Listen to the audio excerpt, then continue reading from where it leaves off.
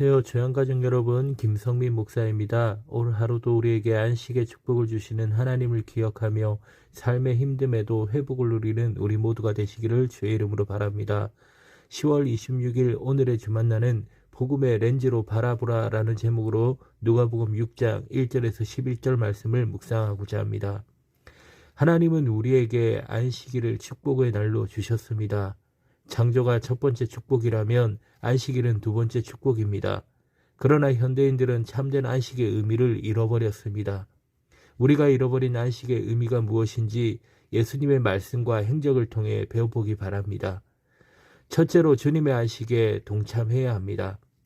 제자들이 밀밭을 지나가다 배가 고파서 이삭을 잘라 먹었습니다. 예수님이 보시기에 그들이 얼마나 안쓰러우셨을까요? 하지만 바리새인들은 문제를 제기합니다. 안식일에 일을 하지 말라는 율법을 어겼다라는 것입니다. 이삭을 자른 것은 주수, 손으로 비빈 것은 타작, 껍질을 불어 날린 것을 키질에 해당하기에 안식일에 해서는 안 되는 행위를 했다라는 것입니다. 유대인들은 이렇게 형식주의에 매여 있었습니다.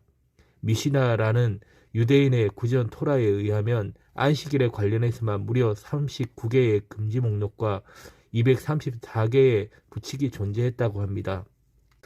그런데 여기서 우리가 알아야 할 것은 하나님은 규정이 아니라 회복을 위해 안식일을 주셨다라는 것입니다. 예수님은 다윗이 제사장만 먹을 수 있는 진설병을 먹은 사건을 거론하시고 나서 인자가 안식일의 주인이심을 선언하십니다. 그러면 어떻게 우리가 안식일의 주인이신 주님의 안식에 동참할 수 있을까요? 6일간의 창조와 7일째의 안식에 동참하는 것입니다. 그런데 실제로는 어떻습니까? 6일간 하기 싫은 일을 해치우고 하기 싫은 공부를 해치우고 하기 싫은 가사일을 해치우다 보니 7일째는 쉼이 아니라 중독과 향락으로 향합니다. 각종 게임과 인터넷과 미디어와 엔터테인먼트는 쉼이 아닌 피로 중독으로 우리를 이끌어 갑니다. 노동이 건강하지 않았기에 안식도 건강하지 않게 되는 것입니다. 하나님의 안식일은 6일간 창조하신 세계를 기뻐하며 감상하신 것입니다. 노동이 건강해져야 안식이 건강해집니다. 단순히 성공, 경쟁, 결과를 위해 일하기 마시기 바랍니다. 부르심의 자리에서 감동과 행동이 있는 일들을 하시기 바랍니다.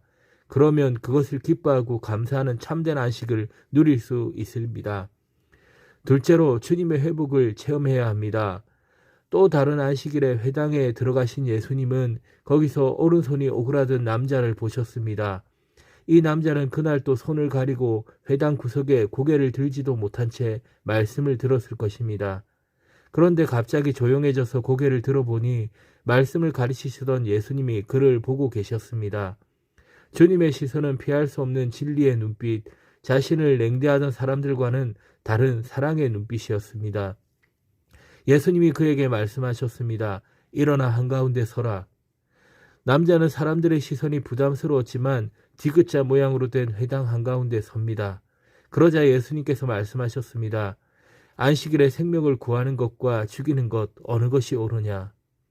아무도 대답을 하지 못했습니다. 그러자 예수님은 그에게 말씀하십니다. 내 손을 내밀라. 그가 손을 내밀자 그의 손이 나았습니다. 주님은 예배의 자리에 순종의 자리에 나온 그를 치유해 주셨습니다. 오늘날 많은 성도들이 자기 인생이 오그라들면 예배에 나오지 않습니다. 입시생이 재수하면, 사업이 부도나면, 배우자와 이혼하면, 집안에 좋지 않은 일이 생기면 예배에 나오지 않습니다. 그러면 안 됩니다. 치유되어야 예배에 나오는 것이 아니라 예배에 나와야 치유를 받습니다. 아무리 부끄러워도 주님의 이끄심에 따라 한가운데 서시기를 바랍니다. 주님만 바라보며 예배의 자리에 서시기 바랍니다. 주님의 안식에 동참하시면 주님의 회복을 경험합니다. 인생의 역전을 경험합니다.